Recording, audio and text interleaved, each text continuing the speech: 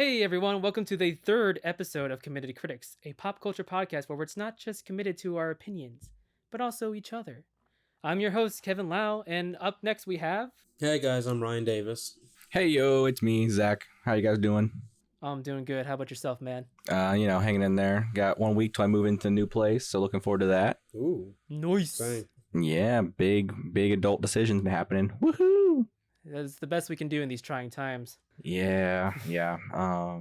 So what's everyone been up to? What's everyone watching? Oh, just a little indie film called Hamilton. That's not a film, Kevin. I mean, it kind of is. Look, man, I get it. It's theater.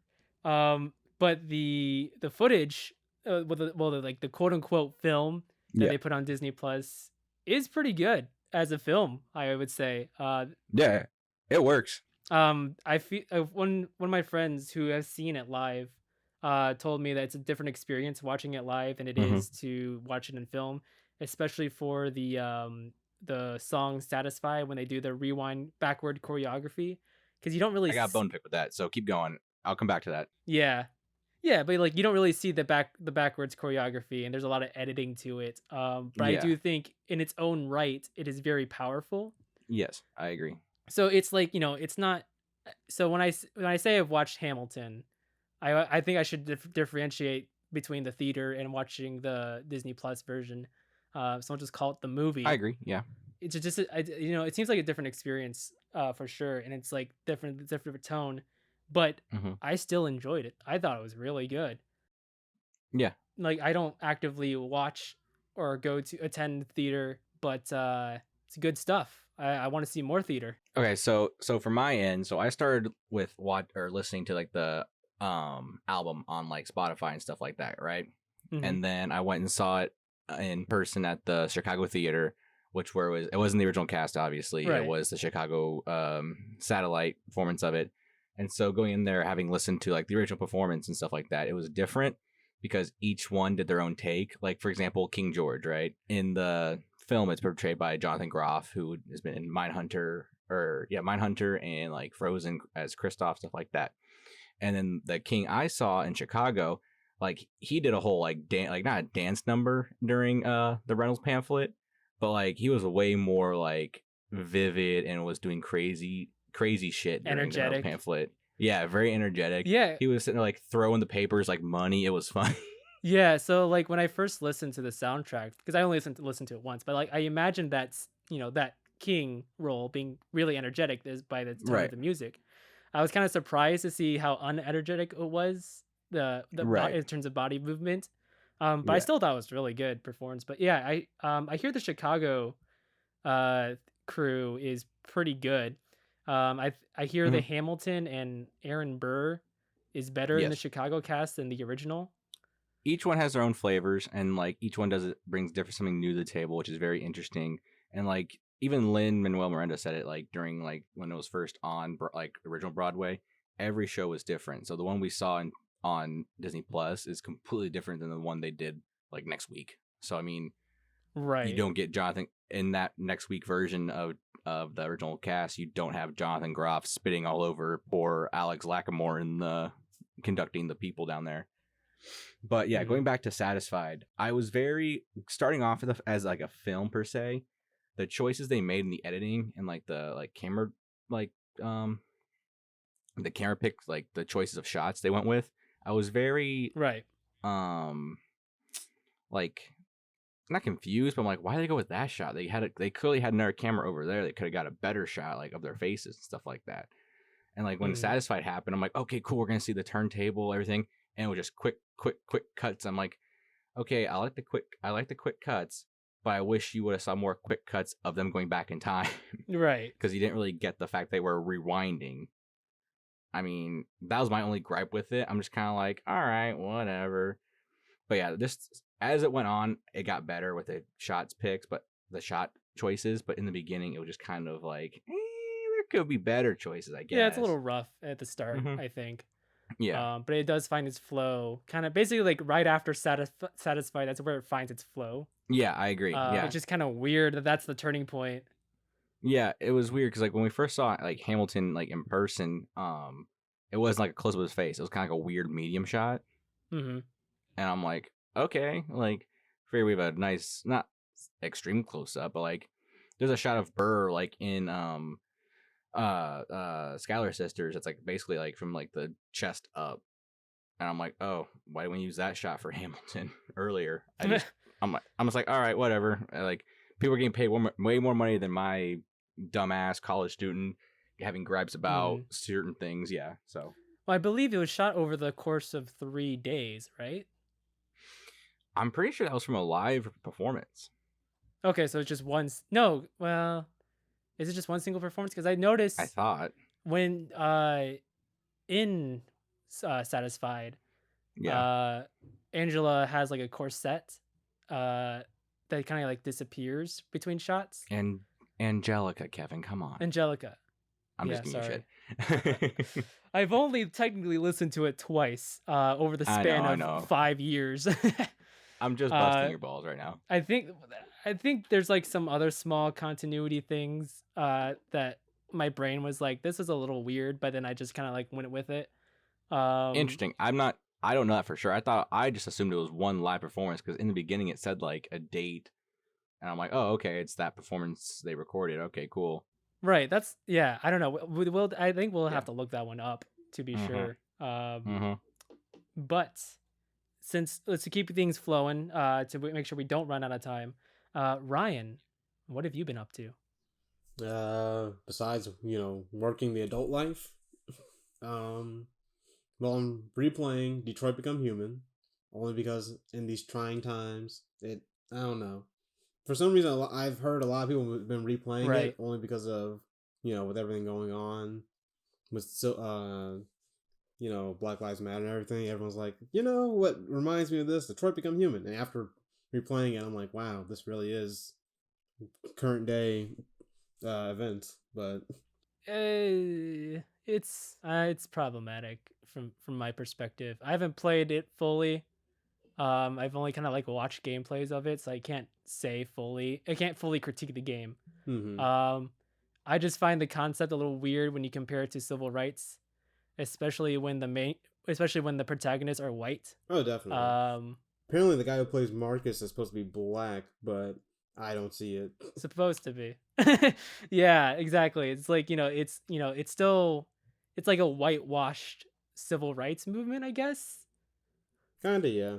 But also it's like the idea of like cyborgs that were created for the purpose of being like servants, gaining souls or like gaining like at least an artificial intelligence that's complex enough to be considered quote unquote human, demanding to be treated as human. So it's kind of weird Mm-hmm. to where it's like, it's like, oh yeah, like, in terms of civil rights movement perspective, like and like metaphor and all that stuff.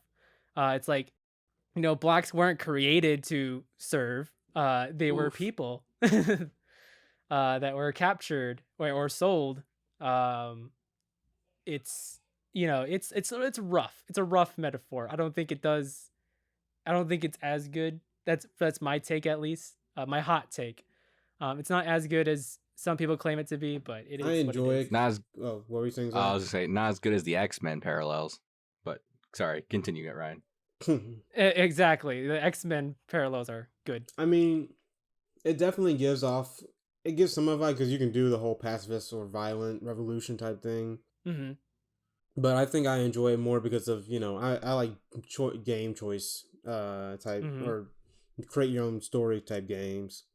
But I think it also the story definitely it has its flaws and it has its ups. Mm-hmm. Definitely the strongest character is Connor, only because he's the actual detective and he's more on the case of why of these things are happening rather than the actual whole civil rights movement. And then Kara and her I don't know, I want to be a mom type story. I love it when choose your own adventure stories in games have you as a detective solving mysteries. Yeah, I feel like that's the best use of the mechanic. and I think that's why Connor's story works the best until like he starts getting way too involved with the all the androids rebelling.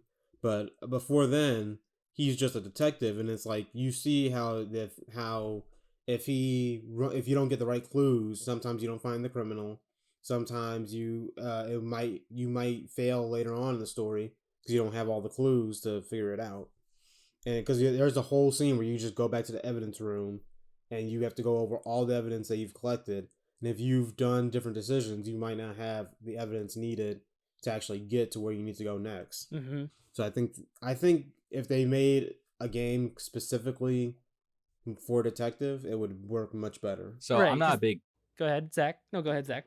I'm not a big fan of the game because like the problematic aspects Kevin talked about earlier. But however, to the game's defense, the actor who portrayed Marcus is of mixed origins. Okay. So his mother was Swedish and his father was African American from Georgia. Whether that is Georgia, the United States, just making sure it wasn't the country. Mm-hmm. But however, they could have changed his skin tone in the game. I've never played it, so I don't know what he looks like in the game. Right. Yeah, he looks very pale, like kind of white almost. Because you really don't. Yeah. Because like until someone told me he was mixed, I think one of my friends told me, I thought it was just like a full white cast, and I was like, well, this kind of sucks. Right. Yeah. Sorry. Back to what Kevin was saying. Right. I mean, it's like, I'm not gonna like condemn the creators of the game for it, because their heart was in the right place. They were trying to spread a message the best way they could. I just think that, you know, if a little more education was put into it, or a little more like revision was done, it could have been really solid. But it also, like, you know, gameplay mechanics wise, it's like 3 different games put together as well, kind of mishmash. But you know, it's like I mean, like the Quantum Dreams, I think is the studio that made it. Yeah. Yeah, like they've always had that problem with their games where just like it's not quite sure what it's trying to be, and Detroit Become Human was the most focused one so far. I mean, I'll give it props that it does better than Telltale, and that some of the decisions you make actually will affect the story. Because like in Telltale, one of the problems it has, it kind of is you make your decisions, but you'll still end up on the same train, right, at points. Right, yeah. Whereas this game actually will make it, if you make the wrong decision, you'll die. Right. And that's the end of that character's story. Right. So with Telltale, it's like, you know, the plot stays the same, but it's just the context of the emotions that's different. Like the people you're with and the people who you left. They don't always do it well. Batman season 1. I'm interested. I haven't Guardians of the Galaxy. Hey, yeah. Though I heard that one was rough. It was awful. I haven't played Batman season 2 yet. I got it recently in a Humble Bundle, but that one has 2 different endings actually, right? I think you played it, Ryan, right? Yeah, it has 2 different endings. They're actually pretty different from each other. Okay. Which I thought was interesting. That's nice. But Telltale Walking Dead season 1. Quality. Chef kiss. What about you, Zach? What have you been up to? Real quick, I want to go back to the Hamilton thing. Kevin, you were right. The film was edited together from 3 performances at the Richard Rodgers Theater in June of 2016. So you were correct. Also, going back to episode 1 of the podcast, I made a claim that people did not like Uncharted 2. Man, I was wrong. I need to take that back right now. I found a hot take on Twitter, and I'm like, oh, people are agreeing in this thread. Whatever. Cool, I guess. Well, yeah, that's on me, and I apologize. Yeah, Uncharted 2 is great. Nice. I hate being right. So what I've been doing, I've actually played a lot of Assassin's Creed Odyssey this weekend. Surprisingly enough, I've never really been a big I've never really been a big Assassin's Creed fan, but this one caught my eye because I've heard good recommendations from it, good reviews of it, and also it's the Greek mythology and the Greek pantheon. And oh my god, last night I started playing at like 9 p.m. I get a phone call later from my sister asking for a ride home, and it was like 11:30, and I'm like, where did the time go? Like, I just get so lost in that game, doing every side quest, trying to like advance the plot to the next person you're trying to hunt down, to figure out these cool mythos and these cool mythic beasts you have to kill. It's just, are you really like an assassin in this game? Because like the whole thing I see, like, is that you're technically like still a soldier, so it's like, are you really assassinating? Yeah. So the way you can build your character is there's 3 different kinds of builds. You can be a warrior. It's kind of like an RPG now, kind of like Destiny, where you can have different gear. So you can do a warrior build, a hunter build, or an assassin build. Okay. I've been I've been doing kind So of. shouldn't it be Warriors Creed or Hunters Creed? I mean, yeah, like the whole Assassin's Creed and like the whole like Animus. I have only been like out of the like because like the Animus is where you go into to go back to history. I've only gotten out and went back to the present twice, and I'm like 30 hours in the game Uh-huh. at least. Yeah, they kind of stopped doing that with like Assassin's Creed 4 Black Flag. I think that was like Yeah. the one that really changed the whole series. Yeah, I hopped out the very first time, and I'm like, oh, okay, I guess I'll walk around. But like, I had nothing to do in the real world. I'm like, there's like here's some cool lure. You can hop back in now. I'm like, oh, okay, so I hopped back in and didn't look back. I've been playing as Cassandra because you can pick your hero. I've been playing as Cassandra, and Cassandra is such a badass. Oh my god, I love her. She's so cool, and yeah, it's really cool. I recommend it if you want a good game. I don't think I'm probably in like close to the end game. Maybe I have to be because I'm close to beating like the bad guys. So I mean, but I'm like probably about 30 to 35 hours in right now. So and there's like 2 DLC packs. Mm-hmm. So this game's gonna last me a long time. Right. I think you're about to reach the end Mhm. of the main game because I think it's only like a 40-hour Yeah, campaign. it is. Yeah, I hear a lot of good things about Odyssey. I've been wanting to play Yeah. that, so it's on my radar. I recommend it. It's also on sale right now on Epic Games if you want to go pick it up. I think it's like $15. Oh, $15? Oh, that's not bad. I think. Hang on, I can look it up. On PlayStation, I'm not sure if it's still up, but I remember last time I looked, they have Odyssey, Origins, Syndicate, Rogue, Unity, and Black Flag. All 6 games for $60. I've heard good things about Origins too. Yeah, Origins was supposed to be like the resurgent of like it's good Yeah. now, and then Odyssey was like it's still good. But it's really not like Odyssey. It's not an Assassin's Creed game because I remember playing like one Assassin's Creed game, and it was very like hide, like jump off buildings, like stab people, assassinate, run away. Yeah. This you can walk into an enemy camp and just hack and slash like Spider-Man or Batman Arkham. Oh yeah. You can do whatever the hell you want. Assassin's Creed Odyssey right now is on sale for $20 in the Epic Game Store. Rough. I'm gonna wait till it's $5. If you have your $10 coupon, you can use it on that. I think I do have my $10 coupon still. I would use it on that. I will look into it. But yeah, no, I've only played the first Assassin's Creed, Mhm. and that one's repetitive as hell. Yeah. The very first one? The very first one. It's a lot of like the same 3 missions over and over again, but yeah, it's like Zach was saying, where it's like your combat isn't your thing. You have to use stealth and all that. So to preface, I've noticed like as I've been playing for like 30 hours in this game, they repeat the missions a lot. You're doing kind of the same thing over and over again. But I'm just so in love with the story and so ingrained into it that I don't care if I have to go run across the like Greek world to go talk to this person, come back, and then go kill a fort or kill this whole fort.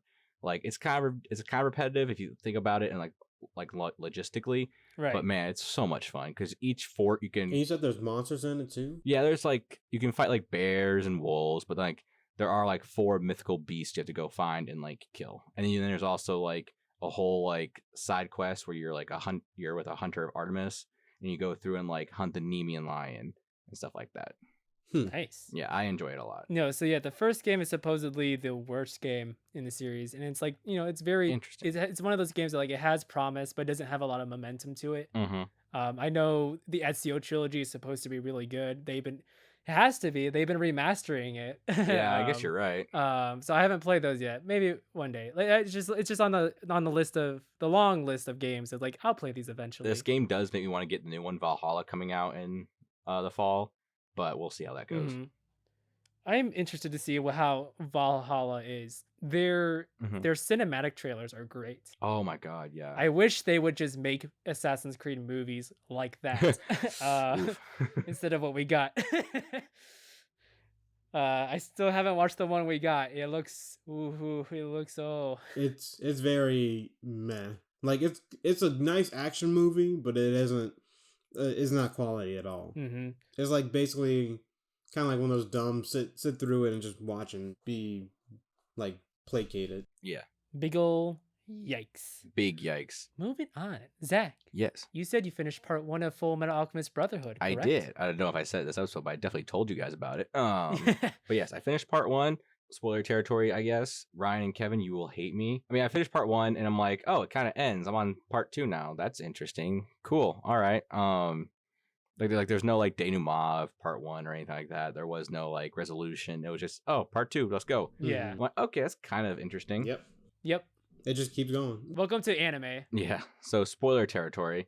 I didn't really feel anything for Hugh's death. You were right. Fuck you. I'm like, yeah, it's sad. I felt more for Nina because it was more effed up. Right. But I'm like, okay. I mean, yeah, it makes sense. Hughes is a necessary loss. Like, it doesn't surprise me at all this happened. Hughes was the best dad character. The most heartfelt, kindest person in the entire show, with the exception of Nina. Mm-hmm. The most kindest person in the show. He died doing what was right. Yeah. Well, Nina represents like the like innocence, like the loss of innocence in like in a cruel world. Or like the consequences of being innocent in a cruel world, rather. But like Hughes is a good man doing the right thing, and it just was at the wrong place, wrong time, figured it out, and the bad guys killed him. And like, yeah, it's sad, like retrospectively, but like killed by an image of his wife. Yeah, it's messed up. Like, I get it. I didn't cry or anything like that. Rip. Imagine if they had his daughter pop up, if Envy had turned into his daughter instead.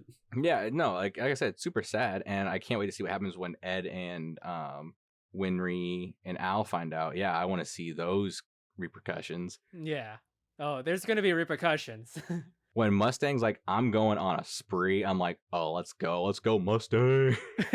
Oh yeah, no, like Mustang will, for the rest of the show, he is on a like psychotic manhunt. Oh, that's cool. To find who killed Hughes, and when he finds him, I mean, you can see you've seen what he's been able to do. Oh yeah, Mustang. I remember you guys said the person I'm most like in the show is Mustang, and now I'm very scared ? And curious as to where this is gonna go.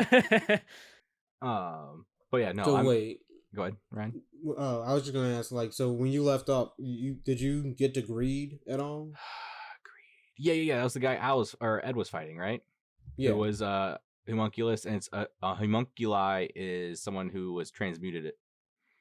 What they're trying to do. I can't think of the way to phrase it. It's just like a transmuted human. Like, they don't have a human made out of nothing, basically.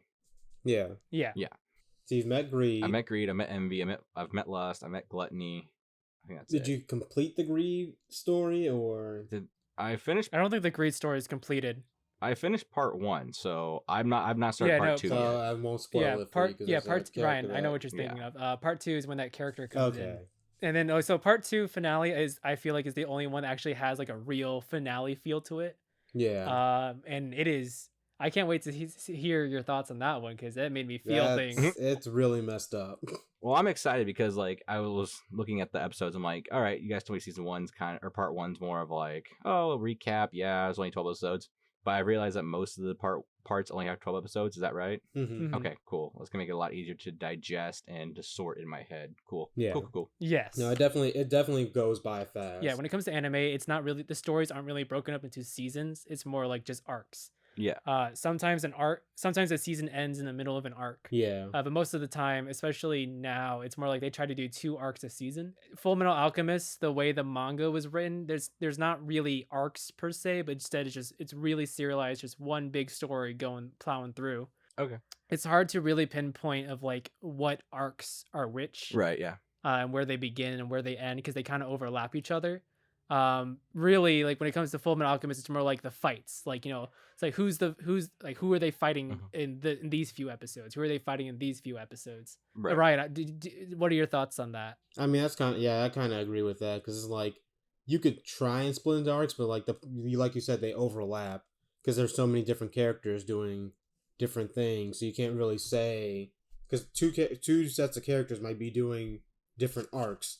And it's like, it's interesting I find about Fullmetal is because you don't see them that much in part 1, but as the series goes on, you get introduced to new characters. Mm-hmm. You see different characters interact that you would never think would interact or ever cross paths. Mm-hmm. And that's how you see how kind of developed this world is, because there'll be like an entirely new character will cross over with a couple main characters, and you'll see those main characters cross over with villains, and it just goes on and on. It's funny you say that, because I was like, whenever like before Hughes died, I'm like, like the Fuhrer came in and is like, okay, yeah, don't tell anyone. Like this is the group who knows about what Ed and Al are trying to do. Yada yada yada. And so when Mustang found out he was dead, I'm like, oh, right. Mustang doesn't know what Hughes was involved in with like Armstrong and the Fuhrer and Ed and Al. I'm like, I thought Mustang was totally clued in on it. But I'm like, oh, man, he is in the dark on this right now. Oh, my God. Mm-hmm. I totally forgot about that. Yeah, that's the interesting thing because it's like there are characters who are left out of like situations until later on in the series because like I'm not going to spoil it but like it's a long time before Ed and Al discover what happened. Oh, really? Wow. Okay. Yeah, it's a long time. But yeah, no. After part 2 is when the series starts to like even out a bit because, like I said, part 1 is more like the recap of the first half of the original series, and then so after that, it's just gonna be like it smooths out, it goes to a slower pace, introduces more characters and plot threads, and it's just gonna become much more organic as it goes on. So, Kevin, yes, where are you at in Avatar: Last Airbender? Since this is the collective, and I've finally fulfilled my part of this deal. I think you still got a couple more episodes to go. I'm so far behind compared to you. I'm so far behind. But no, I am pretty much halfway done with Avatar. My last episode was The Chase. Ooh. Oh, it's such a good episode. Yeah, it was The Chase, which is like season 2, episode 9. Yeah. Right. I feel like I like The Chase. I like what it did.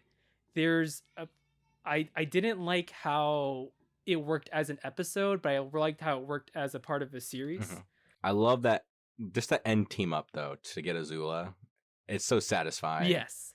The end team up is so satisfying. But the thing is, so like Katara hasn't really had like her own episode yet, except for like the waterbending master. Yeah. And so like the way this episode starts off, you think it starts off kind of Katara centric, and like kind of like introduces her chemistry with Toph, who's also a great character, so, by the way. Yeah. How do you like Toth? Going back to that real fast. Toph is really great. I think she adds a really great element to the main dynamic, because the main dynamic with Aang, Katara, and Sokka, I feel like can only go so far before it starts. And like it was right when it was starting to run dry, Toph came in and then basically rejuvenated the chemistry in the main cast. Toph adds a little chaotic energy to the whole mix. Yeah, a little bit of a chaotic energy, because both Sokka and Katara are like very like, you know, they're both the type of people to say no. Yeah, they're both parental. They're both organized. Like, no, Aang, don't do that. Or they say no to each other. You'll get to those episodes where Sokka and Aang team up, and I'm like, they're two of the smartest people I know, but collectively they have one effing brain cell. It's so true. Like, good lord. There's some episodes later where like Toph and Katara have to go do something, and together Sokka and Aang are like, what the do we do? Like, what are we supposed to do? Like, we have no idea what to do right now.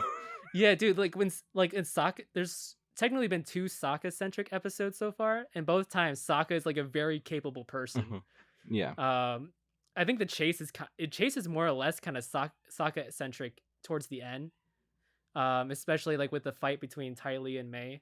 Like Sokka really stands his ground as a boomerang guy against against Benders. Going back to your critique of Katara's episodes, Katara gets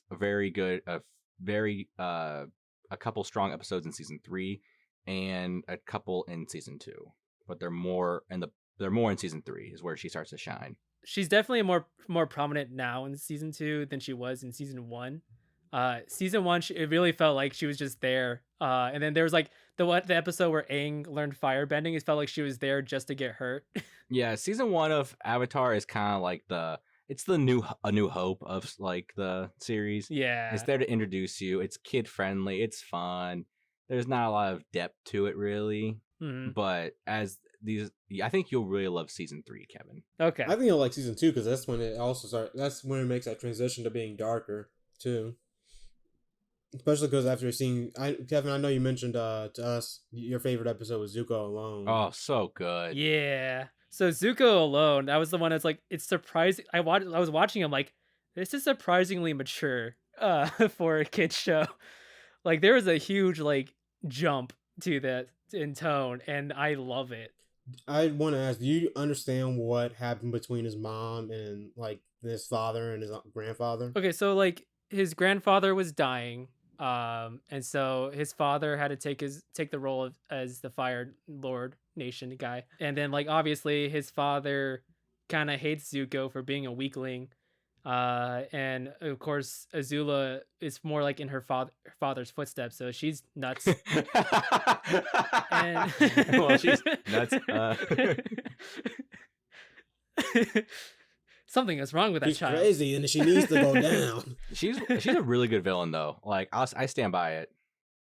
She's a better villain than the Fire Lord is, in my opinion. Azula is an interesting villain. I will say that much. She gets very complex. Yes, She is a great villain. correct. She's definitely. I feel like she is that more complex relationship. Right. Because not only like Zuko was the bad guy of season 1, but then like he transitioned to more or less like a rogue, and anti-hero. And then Azula came in, and then Zuko was like, maybe I need to not be the bad guy. So which is kind of like what's happening now with the chase, especially the ending. Is Uncle Iroh okay? Please, I need to know. You think they would kill off that character? Oh, good. But yeah, I kind of understood. Like, I didn't understand why exactly his mom needed to leave. I would assume it's like she got banished or something, or had to run away. Break it down for him, Ryan. Break it down for him. So basically, Ozai came up with this plot. I need to get rid of grandfather so he can become Fire Lord. So basically, Well, real quick. Hang on to interrupt. Ozai was never in line for the throne. It was Iroh. yeah, Right. Yeah. So it was. Yeah. Uncle Iroh was in line for the throne, but he gave up the War of Ba Sing Se because his son died. So then, so that's why Zuko's father took up the throne. Well, that was the excuse Ozai used against Iroh. But continue, Ryan. Sorry, continue, Ryan. Go ahead. Right. But also, Ozai had his wife concoct a poison to poison that Fire Lord, the grandfather, and so basically that's what killed him. He didn't die of like old age. He died because she poisoned him, and so since she technically killed the Fire Lord, she was banished. What? Well, do you know why she did that for him? Wait, is this like later on in the show, or is this more like just extra material? This is a tie-in comic later. But it wasn't because like Zuko was he was gonna kill Zuko. Ozai was gonna kill Zuko, and so the mom was like, Ursa was like, no, don't do that. Here, I'll get you Fire Lord. Hang on. So she made a poison, did the deed, and then Ozai's like, okay, fine, banished her, and then Ozai took the throne, and then Zuko was fine. Yeah. Yeah. Oh, okay. Yeah, Ozai was gonna kill his own son for embarrassing himself. Wow, that's yeah. Mm-hmm. Wild, right? It's pretty wild. I thought this was a kid show. Yeah, that's why it's a tie-in comic, and that was gonna be the tie-in comics. What season 4 was gonna be, but they stopped at season 3, so probably for the best. Okay, yeah, I think the comics are still going on. They recently released 2 new ones. the Avatar Kyoshi story. Well, there's Avatar Kyoshi story, and there's 2 new ones coming out about a Toph story and a Katara story. Oh, finally, we're gonna learn who Toph married. It's her Metal Bending Academy, apparently. Oh, that's a spoiler. Shit. Damn it, Zach. Oh, rip. Spoilers. My bad. Sorry, Kevin. No, but because you said you left off on the chase. Yes. Personally, I think you'll enjoy towards like the middle of season 2, especially Tales of Ba Sing Se. Mhm. Ridiculous thing because it's literally straight filler, but it's also one of the most emotional stories you can get. Okay, It's filler, but it builds so many characters. I'm ready. Wait, that's later on in season 2? Yes. Like episode 15 in season 2. Okay, gotcha. Cool. I'm trying to average like 1 episode a night, because I have to write recaps for each episode, Mhm. For crpwrites.com. So I've been watching it once every night, and I write notes as I watch the episode. So hopefully I should have it done by the end of August, or at least definitely by the time Korra comes out on Netflix, which is August 14th. Kevin, you're pretty well off. Like, since you finished the chase, I'm looking at like the episode list. There's really not much BS to sift through. Right. And I know it looks like Netflix, like for some 2-parters, for the 2 or 3-parters in seasons 2 and 3, they combined it into 1 episode. Yeah. Yeah. Because I know they do it with I know the finale they have it combined into one whole thing, so all 4 episodes, and I was like, oh, this is just basically a movie. Mm-hmm. Right. Yeah. Is that a good way to watch it, or should I? I mean, yeah. Yes, you should watch. Yeah. Okay, cool. Hopefully they're able to transition well, so it's not like in the middle of an episode and then before they cut the credits it's just the intro again. Yeah, that's kind of like when it first aired on Nickelodeon, it was like a 2-hour block. but like after the first part was over, it cut to black and it faded up on the credit for or like the title and like the book number and stuff like that, and go back into the episode. Okay, cool. So Yeah. okay, cool. Yeah, so it's You don't have to see previously on Avatar. yeah, so it's kind of like marathon mode in for the Attack on Titan Blu-ray. But yeah, Kevin, for kind of, yeah.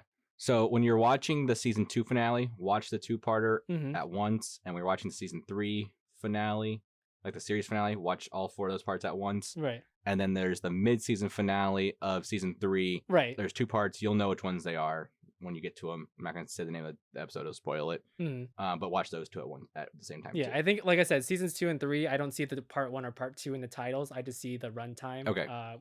Which looks like everything is combined. Cool. Season 1 finale is the only one that looks separated on Netflix. Interesting. Cool. The more you know. The more you know. I really like it so far, though. Zuko is a great character. Turtle ducks are kind of cool. Kevin, when you get to the point, there's going to be one thing in the series finale. You're going to be like, Yeah. and it's gonna be kind of weak, and you're gonna be like, all right, you're gonna like attack it for some reason. I just got a feeling you're gonna attack it, but because it's kind of like a Day X kind of thing. I'm just gonna give you a middle finger. I know what you're talking about. He suddenly learned the ability to do this other thing. Jesus. I mean, that's typical in high fantasy. So where they have the main character like, oh, gains a new ability at the end to that they needed to overcome the villain. Yeah, but it's like, so I'm looking for that foreshadowing, and my prediction is that he's just gonna take away the Fire Lord's or firebending. Interesting. Yeah. So because it's all, like I said, like my analysis so far is like, for the action sequences, their goal is not to kill the villains. It is to just nullify the threat, or at least run from them. Right. And Aang doesn't want to kill. Yeah. Even though Avatar Kyoshi is totally cool with murder. If this Avatar was Kyoshi, this whole thing would have been over in 2 days. Oh yeah. Right. Oh, for sure. I want to read those Kyoshi novels. It's like, does she really just not care? Like, does she care about anything? I don't know. Her island. Yeah, her island. I think that's about it. I mean, it's a good island. It would be cool. It'd be cool to see it in like a new series, but it's like a prequel series. And it's like when it'd be like Avatar Kyoshi as a series. 'Cause like you have like Aang as the Airbender, you have Korra as the Waterbender Avatar. Now you have Kyoshi as the Earthbending Avatar, but it's a prequel. I think that'd be cool to see. Interesting. That would be pretty cool. Because you kind of see you see Roku's story for the most part, really. Yeah, you get Roku. You get all of Roku's story in one episode later. Right. You know, Roku is like that's the one they go to a lot. So, and it makes sense. Yeah. Right. Well, you get a full rehash of like later in season 3. It's like called like the Fire Lord and the Avatar or something like that. Yeah. So you kind of get the history of the war, Mhm. and then also the history of Roku. Yeah. And why this war all began. Mhm. Right. But the thing is, though, it's a kid show. Aang doesn't want to kill anyone. So, you know, he's going to learn some new ability that at the last moment where he can overcome the Fire Lord without killing him. That's my prediction. That's how it works in high fantasy. That's the only way, the main way to avoid making that Deus Ex Machina is to have like that build up. Yeah. A little bit of writing lesson for you guys. Have that foreshadowing. Yeah. So I know Brandon Sanderson talked about it like in his writing for Mistborn, but I won't talk about it right now because that'd be a spoiler for Ryan. Yeah. Like what I will say is just like in Mistborn, there's already hints where I'm already at the halfway point where it's like they say, hey, Mistborns can do this weird thing sometimes. We don't know how it happens, and yeah, I wonder what it is. We'll find out at the end. But moving on. Ryan, you still haven't watched Doctor Who, correct? No, unfortunately not. It's all right. It's a big feat to accomplish. It is a big feat.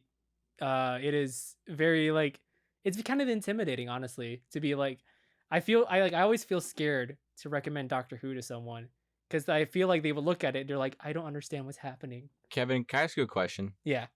When we get to Doctor Who eventually, and we're talking about like it depends how far Ryan is. Can we do a bracket with all the Doctor's companions? We could. And like you and I just battle it out. I don't know much before 2005. Oh yeah, not the old ones. Just okay. It'll be like an 8-man bracket. Yeah, won't be that anything crazy. Donna wins them all. Honestly, I could see it too. Honestly, I meant it as a joke. It was like, yeah, but she's a pretty good companion. If you would have said Martha, it'd been more of a joke. Clara for life. Clara for life. Oh, Martha needed more seasons. I'm over here like, I'm like, Martha, Batman v Superman. Martha, how do you know that name? Oh, that's a good segue, Ryan or Kevin, into this our next topic. Yeah. You guys remember Batman vs Superman, the movie that I think is good, but everyone else thinks is bad? Hey, I think it's good. You're not alone in that. Like, it's not just you. Don't try and play the martyr. Yeah. I was like, Kevin, do you know me? Yeah, that's true. It's kind of divided. It's a movie with acquired taste. That I'll say that. Yeah. Liking it doesn't mean you're smarter than everyone else. It's just, it's more your style. No, I'm just saying though, for people who want to like be elitist, like I like movies, I understand movies more because I like Batman versus Superman. It's like, no, dude, like you can be a dumbass and like smart movies. I've seen it happen. I know, I'm just giving you shit. Kevin has big brain energy because he likes. I've watched Batman vs Superman Ultimate Edition one time. I got big brain energy. Remember its sequel, Justice League? I do. Here, okay. Can I break you down a story real quick, Kevin? I'll be fast. Go ahead. Here's what I remember of Justice League. Walking into the theater, it was me, Ryan, our other friend Alex, and our other friend Alex. Was that right, Ryan? It might have been. Because we all sat in random seats. Because it was like a last minute thing. I do remember that because I was in the handicap seat. I sat by myself on the right side of the theater. You and Alex sat on the other side of the theater, and the other Alex Binky, sat behind us. And it was like, okay, so the screen pops on, and the next thing I remember is me walking over to Alex and you and being like, yeah, that was shit. Yeah, no, that's yeah, I mean similar to my experience, I guess, where I went in by myself. I had just gotten Movie Pass because they had just done like the $10 a month thing. So my first Movie Pass movie, it was Justice League. I remember walking in, the movie was about to start. I was sitting in my assigned seat, but then like some people came up to me, was like, "This is our seat." I'm like, "No, it's mine. Like, here's my ticket." Like, this is clearly my seat. Don't do this to me right now. I'm already fragile enough. And then I remember the cell phone footage at the beginning, and Henry Cavill's weird mustache. Oh God, you just triggered me. His weird upper lip. I didn't notice it until people kept pointing it out. I was fine with it, and people kept going like, "Look at his lip, look at his lip," and I was like, "No, now I can't unsee it." Oh God. Yeah, if you don't think about it, you probably won't notice it, or be like, "Oh, something's weird," but I can't quite place it. But like if you know it, you're like, yeah, like the gap between like the bottom of his upper lip to his nose is huge. And his mouth doesn't move right. The only time I notice it is in the final battle. Like when he's like, "I'm a big fan of truth," and it cuts to him. I didn't notice it then. Yeah, I feel like it's really in your face in the cell phone footage in the beginning, and then really in your face at the end. Yeah, I will say for that final battle, I enjoyed it. I enjoyed the movie. It was very stupid. Like, it's not the Justice League I wanted, but I got Justice League at the end of the day. It's definitely like a turn your brain. Oh my God, perfect parallel. You ready for this, Kevin? You're gonna love me for this one. Go ahead. Batman v Superman is The Last Jedi, and then Justice League is The Rise of Skywalker. Boom, case closed, mic drop, I'm out. And that was Zach, everyone. I mean, I don't know. I wouldn't call Batman v Superman as good as The Last Jedi. I would have to watch it again to really make that assumption. But I see where you're going at. Wait, wouldn't Man of Steel be Force Awakens? That analogy doesn't work. Hey, Man of Steel was great. Yeah, it doesn't work that well, but you get what I I'm saying. get what you're saying. I like Man of Steel too. Man of Steel's good. That one also has a divide, but like I like it. Yeah, I think it's fine.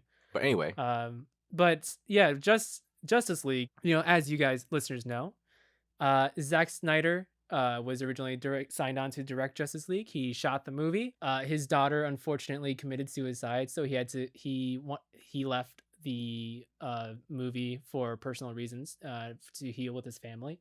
And then he chose Joss Whedon of Buffy the Vampire Slayer and Avengers 1 and 2 fame to finish the project.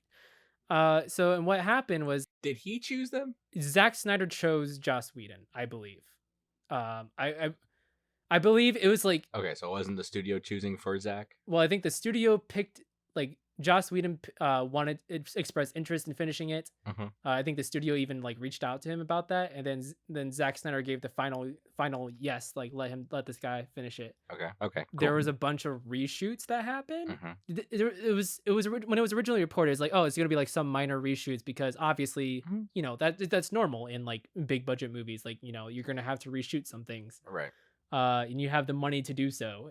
And what wasn't, but then as it went on, it was like, man, these reshoots are kind of taking a while.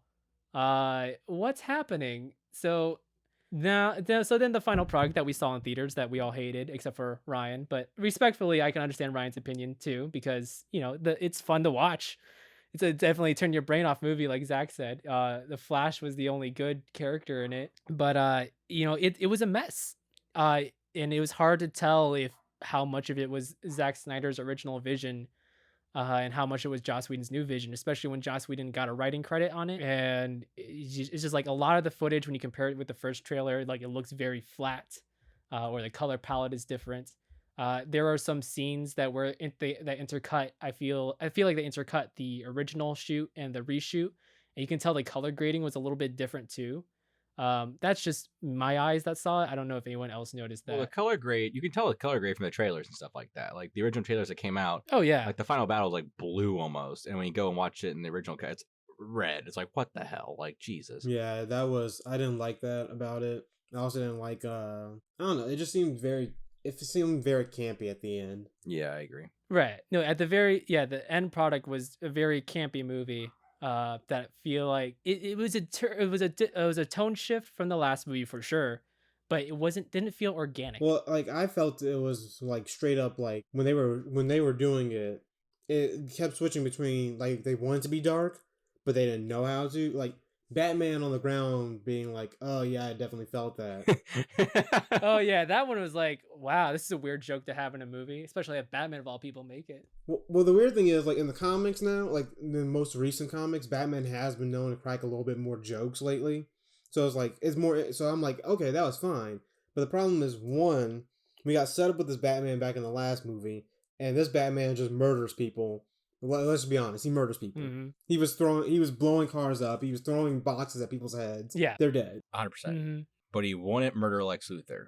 Don't ask me why. Yeah, I don't understand. Right. Don't think about it. Seeing this Batman crack jokes and be like, oh, and having this whole, I guess, was supposed to be romantic tension with him and Wonder Woman, which I thought was completely out of left field. I was just kind of like, what's going on with these characters? And like Cyborg was literally a 2-dimensional character. Yeah.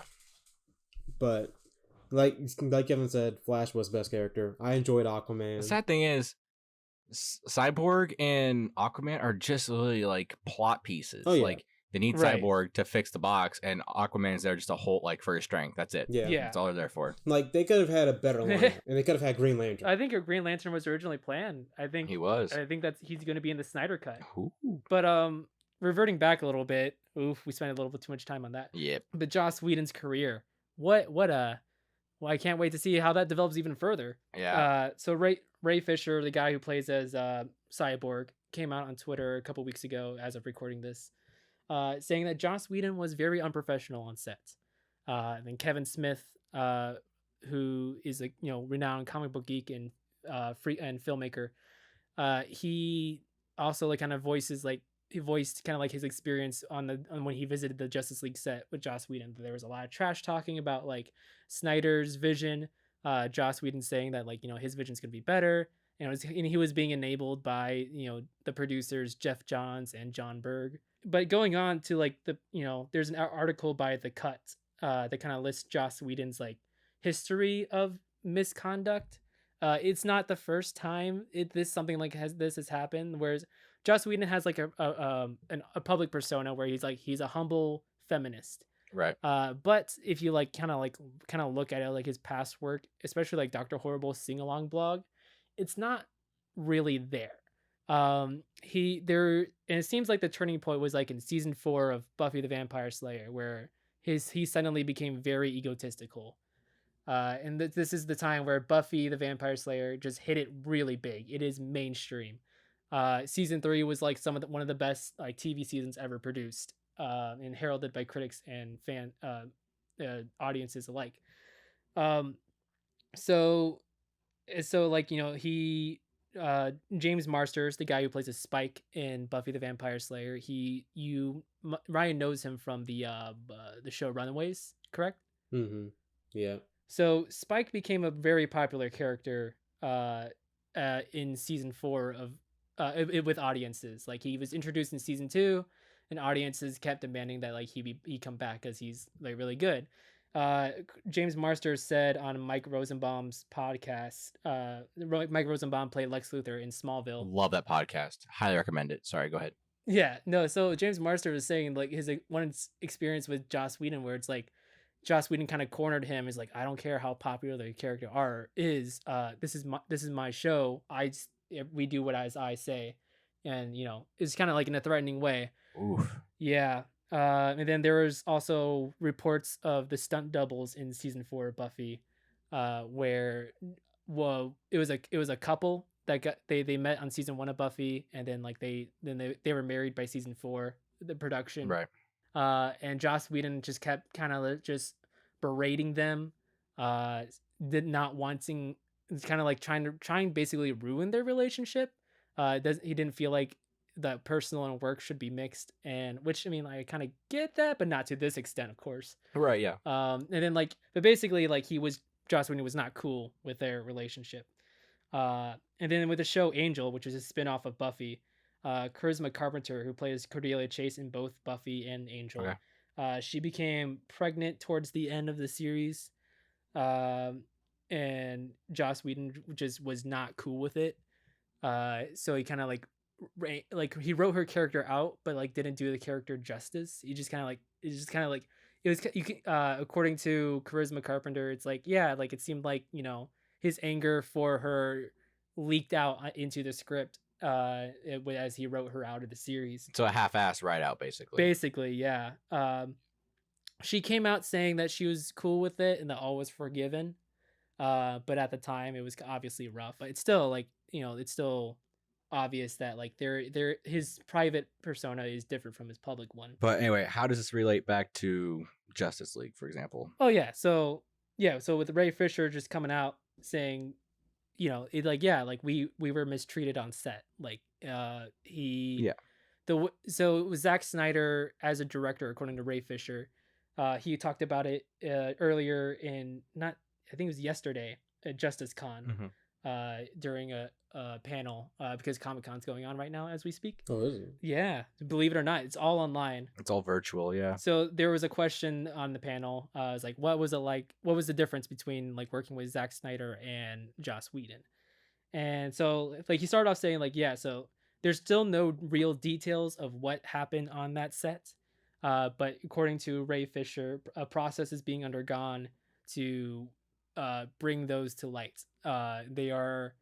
So there's like investigations going on. There's going to be accusation probably sometime really soon, a public accusation. So I think we'll just kind of see the fall of Joss Whedon probably very soon. Rip. But yeah, he was saying like, with Zack Snyder on set, like Zack Snyder would treat each actor equally. It's not like, it's like, oh, this is the bigger star, I'm going to give him more directions than I'm going to give the side character. Like, no, Zack Snyder was like made sure to talk to each actor basically the equal amount of time, with the equal amount of care. Joss Whedon, he was definitely like flocked more towards Ben Affleck and kind of left Ray Fisher in the dust. I think there was also like he wanted Ray Fisher to say booyah. Yeah. And Ray Fisher was not cool with it because of the context of his character. Because when Joss Whedon was basically rewriting his character, Joss Whedon kind of basically made him a black person archetype. Okay. He's like he would say like his dialogue would be slangs and have a lot of apostrophes. Okay. And yeah, and catchphrases. Right, no. So Zack Snyder, like the original script by who wrote it? Chris Terrio, I guess. Gross. And also but under Zack Snyder's supervision. Well, I mean, like Ray Fisher says, Chris Terrio has his flaws, obviously, but Ray Fisher says that he likes Chris Terrio's writing style in the sense that he doesn't create a black archetype. He doesn't have like, the speech patterns. Well, right. Yeah. He writes it as a character. I was referring to Chris Terrio writing Rise of Skywalker, but that's a different thing. Sorry. Yeah, I feel like, I don't know. I think we need to do an investigation on Chris Terrio. Kevin, is he a really good writer? Let's find out. Hard deep dive. Yeah, I feel it could have been the possibility with Rise of Skywalker where he got brought on last minute only to be the scapegoat. You've been defending Chris Terrio ever since I've known you, and I don't know if it's worth it. I really don't. I'm not really defending him because I don't really know much about him. It's just right, I know. It's like I don't know enough about him to bring him down. But no, I know. I'm just giving you shit because I remember like the first time we talked about Batman v Superman, you're like, "No, Chris Terrio's were the good parts of Batman v Superman," and then Rise of Skywalker came out, and I'm like, "You sure?" And you're like, "I'm not sure anymore. I'm gonna be honest here." Hey man, Argo was good, but maybe Ben Affleck was to blame for Argo being good. Yeah, maybe. But yeah, so now we'll see more of how the Joss Whedon story develops. Who's to say when the next big installment of this saga is? Right, and I respect Ray Fisher a lot for coming out and being like, yeah, like I will take the fall for this. Like I will make sure repercussions happen for everyone involved in the situation. Joss, the two producers, Jeff Johns and John Berg, correct? I think. Yes. Yeah, Ray Fisher on that Comic-Con video. I think it's on YouTube. The timestamp is like 26 minutes to about 32 minutes. He's like, yeah, like I will do my damnedest to bring them down, and like he'll basically martyr himself for it. And I'm like, you know what? Respect. Like takes a lot to like risk everything you have just to make like for the good of everyone. I mean, I watched a little bit more of that panel too. He seems like a really interesting guy. It's hard to tell with actors if they're putting on a persona in front of the camera. Right. But this is like, he was definitely more relaxed. He was definitely pretty relaxed. So I was like, I feel like this is more of what his actual person is. Yeah, I agree. I can't say that. I'm just outsider looking at. He's quote unquote at Comic-Con, like virtually. So I'm like, how much of a persona to put on in your house on a Skype call? Yeah, exactly. But Ryan, did you have any thoughts on it? Did you watch the video I sent? I don't think you. No, I didn't get a chance to. But what are your thoughts on it, like from what you've heard so far? The whole situation, I don't know enough about Joss Whedon and all their careers and everything, because most of the time when I watch movies, I don't pay attention to all the background stuff. I'm just watching the movie. But it does sound kind of interesting, especially the whole Ray Fisher cyborg being a black archetype. I'm on the fence about it because in the comics, Cyborg is a black teenager, so he's the youngest member of the Justice League. He says "booyah" a lot. Right. He acts like a kid, even though like they've tried to make him more adultish in the comics recently, since he's no longer part of the Teen Titans. He still acts like a kid, so that's why I'm kind of like, okay, I can kind of see trying to make him more like, saying "booyah" and kind of more slang, but at the same time, I get also where Ray Fisher was coming from on the whole, don't just create an archetype character here. I don't know what Joss Whedon's doing. I honestly, I didn't know who he was until I saw Avengers. He makes good stuff. Like, there's no denying that he makes good stuff, but he should still, unfortunately, just be held accountable for his actions. If he did do them. Yeah, I agree. Which, there's a lot of evidence that sounds like, I feel like there's definitely evidence to where he should be brought down and held accountable for them. But here we are now.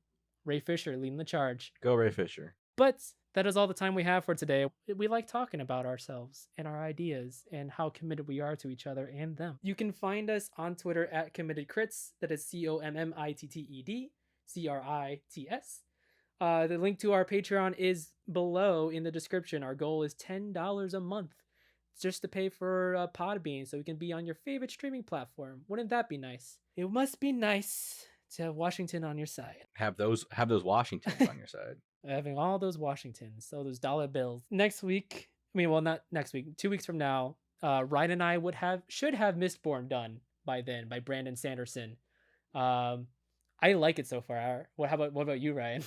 I enjoy it. I very much enjoy the world building and the different types of abilities the characters have. Yes. So that's what we gotta look forward to in the next episode. Until then, stay safe, wear a mask, and have fun. Bye. Adios. Bye-bye.